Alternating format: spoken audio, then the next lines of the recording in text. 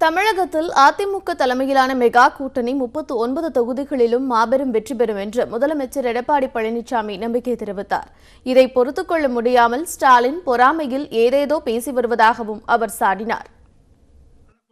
முதலமைச்சர் எடப்பாடி பழனிசாமி தொடர்ந்து 3வது நாளாக நேற்றும் அதிமுக மற்றும் கூட்டணி கட்சி வேட்பாளர்களை ஆதரித்து தீவிர வாக்கு சேகரிப்பில் ஈடுபட்டார்.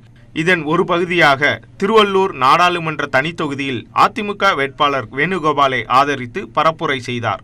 அப்போது பேசிய முதலமைச்சர், மக்கள் பாதுகாப்பாக இருப்பதுடன் நாட்டு வளர்ச்சியை கருத்தில் கொண்டே பாஜகவுடன் கூட்டணி அமைக்கப்பட்டுள்ளது என்றார். எப்படி ஏற்றுக்கொள்ள முடியும்?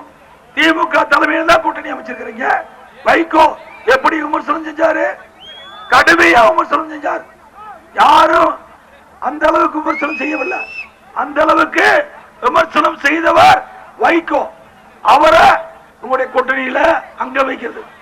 எங்க கூட்டணியை பொறுத்த வரைக்கும் ஒற்றுமையா இருந்து அனைத்து இந்திய அண்ணா திராவிட முன்னேற்ற கழக வேட்பாளர், கூட்டணி கட்சி வேட்பாளர் 39 இடத்துல தமிழ்நாட்டில், பாண்டிச்சேரி உட்பட 40 இடங்களை தென்காசி நாடாளுமன்ற தொகுதியில் போட்டியிடும் திமுக வேட்பாளர் தனுஷ்குமாரை ஆதரித்து ஸ்ரீவில்லிபுத்தூரில் மதிமுக பொதுச் செயலாளர் வைகோ வாக்கு சேகரித்தார். ஊழல் குற்றச்சாட்டுகளுக்கு ஆளாகி தமிழகம் பாழ்பட்டு இருக்கக்கூடிய இந்த நிலையிலிருந்து மீட்க வேண்டுமெனில் நாடாளுமன்ற தேர்தலில் மாநில கட்சிகளும் காங்கிரஸ் கட்சியும் இணைந்து அரசு அமைக்கும். திராவிட முன்னேற்ற கழகம் அதிலே முக்கிய பங்கு வகிக்கும்.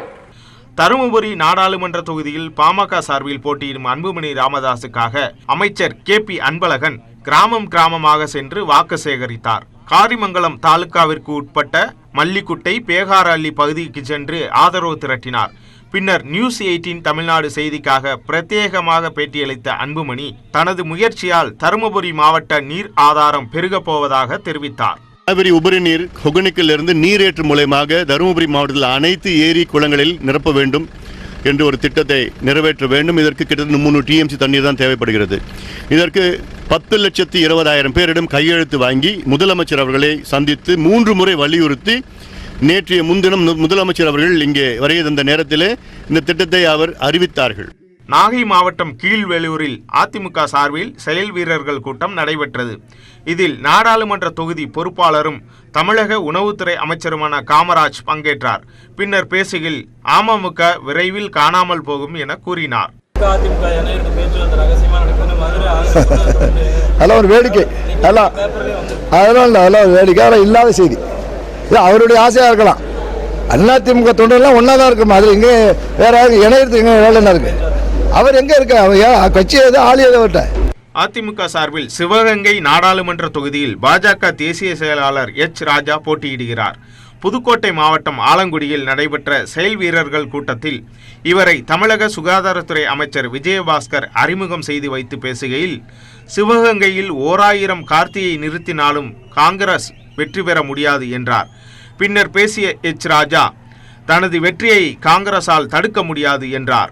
தொடர்ந்து பொய் சொல்லக்கூடிய ஒரு நபர், ஆகவே அவருடைய சுப்புத்திரன் திருக்குமாரன் இங்கே வேட்பாளராக நிற்க வச்சிருக்காங்க. மக்களுக்கு நல்லா தெரியும். இன்றைக்கு இதுவரை 7-8 தடவைக்கு மேலே ஐயோ என்னை கைது பண்ணாதே, ஐயோ என்னை கைது பண்ணாதேன்னு ஒவ்வொரு நீதிமன்றமாக போய் வந்து கொண்டிருப்பவர்கள், இவர்களால் என்ன சேவை செய்ய முடியும்? அமமுக சார்பில் தேனி நாடாளுமன்ற தொகுதியில் போட்டியிடும் தங்க தமிழ்ச்செல்வனுக்கு கணவாய் மலைப்பகுதியில் உற்சாக வரவேற்பு அளிக்கப்பட்டது. அப்போது செய்தியாளர்களிடம் பேசிய அவர், தேனி மாவட்டத்தில் பல்வேறு திட்டங்கள் நிறைவேற்றப்படாமல் இருப்பதற்கு பன்னீர்செல்வமே காரணம் என குற்றம் சாட்டினார். அத்துடன் இன்றைய அரசியல் களத்தில் புதிய தலைமையை மக்கள் எதிர்பார்ப்பதாகவும் கூறினார். சட்டமன்ற இடைத்தேர்தல் வரும்படி தெரியும், நாடாளுமன்ற தேர்தல் வரும்படி தெரியும். நாங்கள் பலமான கட்சி. அதிமுக தொண்டை 90% எங்கப்பட்ட இருக்காங்க. பொதுமக்கள் சப்போர்ட் இருக்கு, மாணவர்கள் சப்போர்ட் இருக்கு, இளைஞர்கள் சப்போர்ட் இருக்கு, தாய்மார்கள் சப்போர்ட் இருக்கு. இன்னும் என்ன வேணும்? எல்லா மதத்தை சேர்ந்த இஸ்லாமிய பெருமக்களை, கிறிஸ்துவ பெருமக்கள் எங்களை சப்போர்ட் பண்றாங்க. டோட்டலா நாங்க தான் ஜெயிக்க போறோம். இதே யதார்த்தமான உண்மை. வாரிசு என்பதற்காக திறமையானவர்கள் புறக்கணிக்கப்பட வேண்டுமா என திமுக தலைவர் மு.க. ஸ்டாலின் கேள்வி எழுப்பியுள்ளார். வடசென்னை தொகுதி திமுக வேட்பாளர் கலாநிதி வீராசாமி, பெரம்பூர் சட்டமன்ற தொகுதி வேட்பாளர் RD சேகர் ஆகியோரை ஆதரித்து பெரம்பூரில் பிரச்சார கூட்டம் நடைபெற்றது. கூட்டத்தில் உரையாற்றிய MK ஸ்டாலின், தான் செல்லுமிடமெல்லாம் கூடும் கூட்டம் வெற்றிக்கு கட்டியம் கூறுவதாக தெரிவித்தார். மேலும் தேர்தல் நடக்காமல் வாக்கு எண்ணாமல் திமுக வெற்றி தீர்மானிக்கப்பட்டு விட்டது என்றும் அவர் குறிப்பிட்டார். ஒரு வேட்பாளர் தகுதியானவரா என்று விமர்சிக்கலாமே தவிர யாருடைய மகன் என இரத்த பரிசோதனை செய்ய வேண்டாம் என MK ஸ்டாலின் கேட்டுக்கொண்டார். சிலர் கேட்கலாம், வாரிசுகளுக்கு வழங்கலாமா? அதிலும் குறிப்பாக ஊடகங்கள், பத்திரிகைகள் திட்டமிட்டு எழுதி கொண்டிருக்கிறது.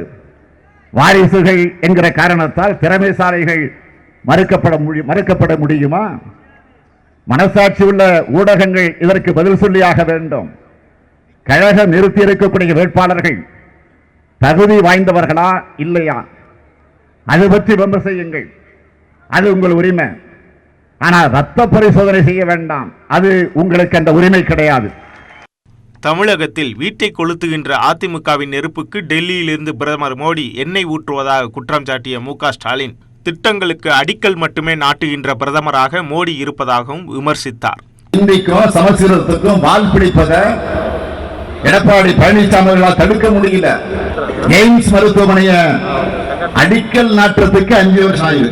அடிக்கல் நாட்டுறதுக்கு அதனால்தான் நான் சொன்னேன், எல்லோரும் பிரதமர் மோடி அவர்களை அயன் மேன், இரும்பு மனிதர், இரும்பு prime minister, iron prime minister சொல்றாங்க. அயன் பிரைம் மினிஸ்டர் அல்ல, வெறும் அடிக்கல் நாட்டை மட்டுமே நடத்திக்கிட்டு இருக்கிறாரு. அதனால அவரை ஸ்டோன் பிரைம் மினிஸ்டர் என்று சொல்வதுதான் பொருத்தமாக இருக்கும். திமுக ஆட்சியில் பாலம் கட்டியதில் ஊழல் என்று குற்றம் சாட்டிய அதிமுகவில் அதை நிரூபிக்க முடியவில்லை என்றும், ஜெயலலிதா மறைவுக்கு பிறகு அதிமுக ஆட்சி கோமா நிலைக்கு சென்றுவிட்டதாகவும் MK ஸ்டாலின் விமர்சித்தார். நடிகர் கமலஹாசனை அரசியல்வாதியாக பார்க்க முடியவில்லை என திமுக தலைவர் MK ஸ்டாலின் கருத்து தெரிவித்திருந்த நிலையில் அதற்கு பதிலளித்துள்ள கமல்ஹாசன், நடிகர்களால் வனவாசத்திற்கு சென்றது அவர்களால் மறக்க முடியவில்லை என விமர்சித்துள்ளார். சிறந்த நடிகர், அவர் நடிப்பை நான் பலமுறை நானே பார்த்திருக்கிறேன், பார்த்து பாராட்டியிருக்கிறேன். நடிகர், அவ்வளவுதான். அரசியல்வாதியாக நான் ஏற்றுக்கொள்வதற்கு தயாராக இல்லை. இந்த திராவிட முன்னேற்ற கழகத்தை பொறுத்த வரைக்கும் ஏதோ கிராம சபை கூட்டத்தை நடத்தி தான் மக்களை சந்திக்கணும்னு அவசியம் கிடையாது. தொடர்ந்து நமக்கு நாம பயணத்தை நடத்தின நான் ஏற்கனவே கடந்த தேர்தலில், அதுக்கப்புறம் தொடர்ந்து ஒவ்வொரு கிராமமும் சென்று கொடியேற்றி அங்கங்கே மக்களை சந்திக்கிறோம். ஆக ஒரு மெச்சூரிட்டி இல்லாத வகையில் எதையோ தனக்கு ஏதோ பெரிய அறிவு ஜீவன் தன் மனசில் நினைச்சுக்கிட்டு ஏதோ பேசிட்டு இருக்கிறாரு. அதை பத்தி நான் பொறுப்பெடுத்துறதில்லை. எதிர்கட்சி தலைவர் வெறும் ஒரு யார் அவரு நடிகர் தானே அப்படின்னு கேட்கிறாரு. நடிகர் தான், எல்லாருக்கும் தெரியும். நடிகர்னா என்ன தப்பு? ஓ, புரிஞ்சது. ஒரு நடிகர்கள் கிட்ட தோத்தவர் தானே நீங்கள்.